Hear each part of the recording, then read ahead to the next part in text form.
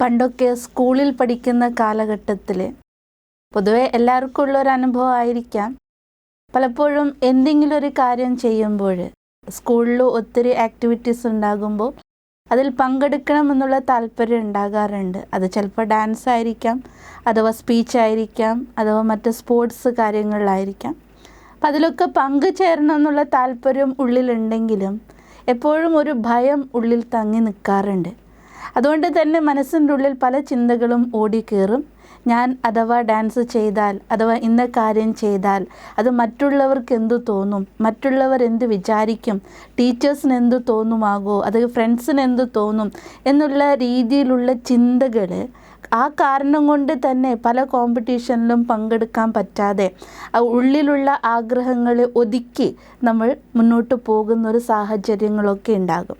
അത് സ്കൂൾ കാലഘട്ടമാണ്, ബാല്യാവസ്ഥയിലാണ്. പക്ഷേ അതേ ഒരു അവസ്ഥ നമ്മുടെ ജീവിതത്തിൽ, ഇപ്പോൾ നിങ്ങളുടെ ജീവിതത്തിലും അത് അനുഭവിക്കാറുണ്ട്.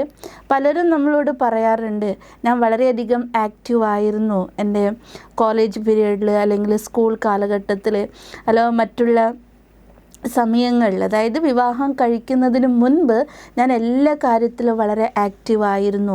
അതിനുശേഷം എനിക്ക് ഒന്നിലും പങ്കെടുക്കാനോ അല്ലെങ്കിൽ അത്തരത്തിലുള്ള ആക്ടിവിറ്റീസിലേക്ക് ഒന്ന് ശ്രദ്ധ കൊടുക്കാനോ അല്ലെങ്കിൽ അത് ചെയ്യാനുള്ള താല്പര്യം കുറഞ്ഞു വരികയും പിന്നീട് എൻ്റെ ആ കഴിവുകളൊക്കെ എൻ്റെ ഉള്ളിൽ തന്നെ ഒതുക്കി ജീവിക്കേണ്ട ഒരവസ്ഥ.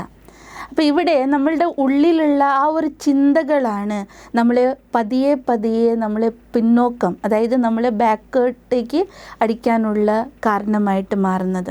അപ്പോൾ നമ്മളെപ്പോഴും ഫോക്കസ് ചെയ്യുന്നത് മറ്റുള്ളവരെയാണ്. ഒന്നില്ലെങ്കിൽ നാട്ടുകാർ അല്ലെങ്കിൽ വീട്ടുകാരെന്ത് വിചാരിക്കും, സമൂഹം എന്ത് വിചാരിക്കും, ഞാനൊരു പെൺകുട്ടിയല്ലേ അല്ലെങ്കിൽ ഞാനൊരു ആൺകുട്ടിയല്ലേ, പലർക്കും പല പരിമിതികൾക്കുള്ളിൽ നിന്ന് ചെയ്യുന്ന ഒരു സ്വഭാവം നമ്മളുടെ ഉള്ളിൽ വന്നു കഴിഞ്ഞാൽ നമ്മൾ എപ്പോഴും ചിന്തിക്കുന്നത് മറ്റുള്ളവരെക്കുറിച്ചാണ്. അതേ സമയത്ത് നമ്മുടെ ഉള്ളിലെ കഴിവുകളോടുള്ള ആ ഒരു സത്യസന്ധതയാകട്ടെ, അല്ലെങ്കിൽ എനിക്ക് എന്നോടുള്ള ആ ഒരു നിശ്ചയദാർഢ്യമാകട്ടെ, എനിക്ക് എന്നോടുള്ള ആ ഒരു വിശ്വാസമാകട്ടെ ആ ഒരു സമയത്ത് ഉണ്ടാകാറില്ല. കാരണം ആ ഒരു ഭയമാണ് നമ്മളെ എപ്പോഴും ഒതുക്കി മാറ്റി നിർത്തുന്നത്. അതുകൊണ്ട് തന്നെ നമ്മുടെ ജീവിതത്തിൽ എത്ര തന്നെ നമുക്കെല്ലാം ഈ ലോകത്തിലുള്ള എല്ലാ സമ്പത്താകട്ടെ, എല്ലാ തരത്തിലുള്ള ഫെസിലിറ്റീസും നമ്മുടെ മുന്നിൽ കൊണ്ടുവച്ചാലും അപ്പോഴും നമ്മുടെ ഉള്ളിൽ ഒരു പൊള്ളയായിരിക്കുന്ന ഒരവസ്ഥ നമുക്ക് ഓരോരുത്തരുടെ ജീവിതത്തിൽ അനുഭവിച്ചിട്ടുണ്ടാകാം. അപ്പോൾ ഇവിടെ നമ്മൾ ചിന്തിക്കേണ്ട ഒരു കാര്യമുണ്ട്. ഇപ്പോൾ നോക്കൂ, സൃഷ്ടി എന്ന് പറയുന്നത് അതിമനോഹരമാണ് അല്ലേ? സൃഷ്ടിച്ചതാരാ? അതും ഏക സൃഷ്ടാവ് തന്നെയാണ്. നമ്മളെ ആരാണോ സൃഷ്ടിച്ചത് അതേ ഭഗവാൻ തന്നെയല്ലേ ഈ സൃഷ്ടിയും കൂടി ഉണ്ടാക്കിയിരിക്കുന്നത്. നേരത്തെ നമ്മൾ ഒരിക്കൽ ചിന്തിച്ചതുപോലെ സൃഷ്ടിയിൽ എന്തൊക്കെയുണ്ടോ അതൊക്കെ അനുഭവിക്കാൻ ഭഗവാൻ നമുക്ക് വേണ്ടി സൃഷ്ടിച്ചതാണ്. അപ്പം അതേപോലെ സൃഷ്ടിയിൽ നമുക്ക് കാണുന്ന ഒരു വിശേഷത, ഇപ്പോൾ ഉദാഹരണം എടുക്കുകയാണെങ്കിൽ ഒരു വേപ്പിൻ വൃക്ഷം, ഒരു മാവിൻ വൃക്ഷമുണ്ട്. ഒരേ തോട്ടത്തിൽ ഉണ്ടാകുന്നവയായിരിക്കാം. അപ്പോൾ ഒരിക്കലും വേപ്പിൻ്റെ വൃക്ഷം ഏത് തരത്തിലാണെന്ന് നമുക്കറിയാം. അതിൽ വരുന്ന വേപ്പിൻ കായ കഴിച്ചാൽ എത്രമാത്രം കയ്പുണ്ടാകും എന്നുള്ളതും നമുക്കറിയാം. അതേപോലെ മാവിൻ്റെ മേൽ ഉണ്ടാകുന്ന മാമ്പഴം എത്രമാത്രം മധുരമുള്ളതാണ്, അതിനോട് നമുക്ക് എത്രമാത്രം ഇഷ്ടം ഉണ്ടാകുന്നു. എന്നാൽ ഒരിക്കൽ പോലും അവർക്കിടയിൽ യാതൊരു സംഘർഷമോ അഥവാ അത്തരത്തിലുള്ള ഭയമോ അല്ലെങ്കിൽ ഒരു ഇൻഫീരിയറിറ്റി കോംപ്ലക്സോ അവരുടെ ഉള്ളിൽ ഉണ്ടാകാറില്ല. ഒരിക്കലും വേപ്പ് വൃക്ഷം ചിന്തിക്കാറില്ല, എൻ്റെ മാമ്പഴത്തെ പോലെ എനിക്കും മാവിൻ വൃക്ഷത്തെ പോലെ എനിക്ക് മാമ്പഴം കായ്ച്ചുകൂടാ, എൻ്റെ വൃക്ഷത്തിൽ എന്തുകൊണ്ട് അത്തരത്തിലുള്ള മധുരമുള്ള മാമ്പഴം ഉണ്ടായിക്കൂടാ. ഒരിക്കലും ആ രീതിയിലുള്ളൊരു ചിന്ത പോലും ആ വൃക്ഷത്തിൽ വരാറില്ല. ശരി തന്നെയാണ്, വൃക്ഷം ജഡമാണെങ്കിലും അതിന് സംസാരിക്കാനോ ചിന്തിക്കാനോ കഴിവില്ല എന്ന് നമുക്ക് തോന്നുമെങ്കിലും ഒരിക്കലും അതിൻ്റെ ഇടയിൽ അങ്ങനെ ഒരു കമ്പാരിസൺ ഒരിക്കലും ഉണ്ടാകാറില്ല. അപ്പോൾ നമ്മുടെ ഉള്ളിലും ആ തരത്തിലുള്ളൊരു കമ്പാരിസൺ വരുമ്പോഴാണ് നമ്മൾ ഓട്ടോമാറ്റിക്കലി ഇൻഫീരിയറിറ്റി കോംപ്ലക്സിലേക്ക് വരികയും നമ്മുടെ ഉള്ളിൽ പതിയെ ഭയം ഉടലെടുക്കുകയും ആ ഭയത്തിൻ്റെ കാര്യത്തിൽ എന്നിലുണ്ടാകുന്ന കഴിവുകളെ പോലും നമ്മൾ തിരിച്ചറിയാതെ പോവുകയും അഥവാ അതിനെ പുറത്തേക്ക് കൊണ്ടുവരാനുള്ള ആ ഒരു ക്ഷമത അല്ലെങ്കിൽ ധൈര്യം നമുക്ക് മുന്നോട്ടൊരു ചുവട് വയ്ക്കാൻ പോലും പറ്റാത്തൊരവസ്ഥ വരിക. പലപ്പോഴും നമ്മൾ ചിന്തിക്കും, ഭർത്താവ് എന്ത് വിചാരിക്കും, അയ്യോ ഭാര്യ എന്ത് വിചാരിക്കും, അയ്യോ അച്ഛൻ എന്ത് വിചാരിക്കും, അയ്യോ മക്കൾ എന്ത് വിചാരിക്കും, അല്ലെങ്കിൽ സമൂഹം എന്ത് വിചാരിക്കും, ആരെന്ത് വിചാരിക്കാനാണ്? ഭഗവാൻ നമ്മൾ ഈ സൃഷ്ടിയിൽ നമ്മളെ സൃഷ്ടിച്ചു എങ്കിൽ നമ്മൾ മനസ്സിലാക്കേണ്ടത് എത്ര മനോഹരമാണ് ഈ സൃഷ്ടി. അപ്പോൾ സൃഷ്ടിച്ചിരിക്കുന്ന ഭഗവാൻ അത്രയും മനോഹരമായിരിക്കുമ്പോൾ ആ ഭഗവാന്റെ സൃഷ്ടികളാണ് നമ്മൾ ഓരോരുത്തരും. അപ്പോൾ ഓരോരുത്തരിലും വ്യത്യസ്തമായിരിക്കുന്ന കഴിവുകളും അതിൻ്റേതായിരിക്കുന്ന വിശേഷതകളോട് കൂടിയിട്ടാണ് ഭഗവാൻ ഈ ഭൂമിയിൽ നമ്മളെ സൃഷ്ടിച്ചിട്ടുണ്ടാവുക. ആ ഒരു തിരിച്ചറിവ് നമ്മൾ ഓരോരുത്തരുടെ ഉള്ളിൽ എപ്പോഴും ഉണ്ടായിരിക്കണം. ആ ഒരു സൃഷ്ടാവിൻ്റെ ഏറ്റവും ശ്രേഷ്ഠമായിരിക്കുന്ന സൃഷ്ടികളാണ് നമ്മൾ ഓരോരുത്തർ എന്നുള്ളത് തിരിച്ചറിയുക.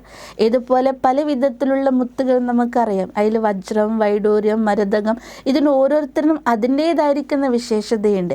സാധാരണ നമ്മളുടെ നോട്ടത്തിൽ അതൊക്കെ മുത്തുകളാണെന്ന് നമ്മൾ പറയുമ്പോഴും ഓരോന്നിനും അതിൻ്റെ നിറവ്യത്യാസമുണ്ട്, ഓരോന്നിനും അതിൻ്റെ വിശേഷതകൾക്കും വ്യത്യാസം കാണുന്നുണ്ട്. അതുപോലെ തന്നെയാണ് സൃഷ്ടിയിലെ ഏതൊരു മനുഷ്യനും ഒരു സാധാരണക്കാരനല്ല. ഏതൊരു മനുഷ്യനും ആ പരമമായിരിക്കുന്ന സൃഷ്ടാവിൻ്റെ സൃഷ്ടിയാണെന്നുള്ള ഓർമ്മ നമ്മളിലുണ്ടായിരിക്കണം. അതുകൊണ്ട് തന്നെ ഓരോരുത്തരും ഈ സൃഷ്ടിയിൽ ജന്മെടുക്കുന്നതും ഓരോ കർമ്മത്തിൻ്റെ നിയോഗത്താലാണ് ജന്മെടുക്കുന്നത്. ആ കർമ്മത്തിൻ്റെ പൂർത്തീകരിക്കാൻ അവരെ കൊണ്ട് മാത്രമേ സാധ്യമാവൂ. ഒരിക്കലും എനിക്ക് പകരം മറ്റൊരാളെ റീപ്ലേസ് ചെയ്യാൻ നമുക്ക് പറ്റുകയില്ല. അതുകൊണ്ട് ഇത് സൃഷ്ടി നാടകമാണ്. ഈ നാടകത്തിൽ നമ്മൾ ഓരോരുത്തരും വ്യത്യസ്തമായിരിക്കുന്ന കഥാപാത്രങ്ങളാണ്. അതുകൊണ്ട് നാം ഓരോരുത്തരും ഒരു യൂണിക് ആക്ടേഴ്സാണ്. പണ്ട് കുട്ടിക്കാലത്ത് നമ്മളൊരു പാട്ട് പഠിച്ചത് ഓർമ്മയുണ്ടാകും, ട്വിങ്കിൾ ട്വിങ്കിൾ ലിറ്റിൽ സ്റ്റാർ എന്ന്, അല്ലേ? എല്ലാത്തിലും സ്റ്റാർ എന്ന് വരുമ്പോൾ അതേപോലെ നമ്മൾ നമ്മുടെ ജീവിതത്തിലെ ഏറ്റവും മഹത്തായ സ്റ്റാർസാണ്. നമ്മളിപ്പോൾ സിനിമ ആക്ടേഴ്സിനെയും പറയും അവർ ഫിലിം സ്റ്റാറാണ്, സ്പോർട്സുകാരെ പറയും അവർ ക്രിക്കറ്റ് സ്റ്റാറാണ്, ആ സ്റ്റാറാണ്, ഈ സ്റ്റാറാണ്. അപ്പം നമ്മൾ എന്തുകൊണ്ട് നമ്മളെക്കുറിച്ച് വിലയിരുത്തുന്നില്ല? നമ്മുടെ ലൈഫിൽ നമ്മളാണ് ഏറ്റവും മികച്ച സ്റ്റാർസ്. കാരണം എനിക്ക് പകരം എനിക്ക് മമ്മൂട്ടിയോ അഥവാ മോഹൻലാലിനെയോ അല്ലെങ്കിൽ രജനീകാന്തിനെയോ കൊണ്ടുവന്ന് എൻ്റെ റോൾ അഭിനയിപ്പിക്കാൻ പറ്റുകയില്ല, അല്ലേ? അപ്പോൾ നമ്മളെപ്പോഴും ചിന്തിക്കണം, എനിക്ക് എന്നെ റീപ്ലേസ് ചെയ്യാൻ ഈ ലോകത്തിൽ മറ്റാരെ കൊണ്ടും പറ്റുകയില്ല. കാരണം ഒറ്റ പീസാണ് ഞാൻ, എന്നെപ്പോലെ ഞാൻ മാത്രമേ ഉള്ളൂ.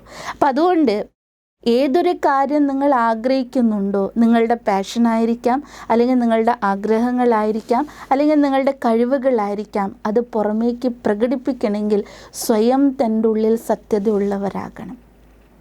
ഭയത്തെ പൂർണ്ണമായിട്ട് നീക്കം ചെയ്തുകൊണ്ട് തൻ്റെ കഴിവുകളെയും തൻ്റെ പാഷൻസിനെയും പുറത്തേക്ക് കൊണ്ടുവരാനുള്ള ധൈര്യത്തിൻ്റെ ചുവട് നിങ്ങൾക്ക് വയ്ക്കാൻ പറ്റണം. അതിലാരെയും നിങ്ങൾ ഭയപ്പെടേണ്ടതില്ല.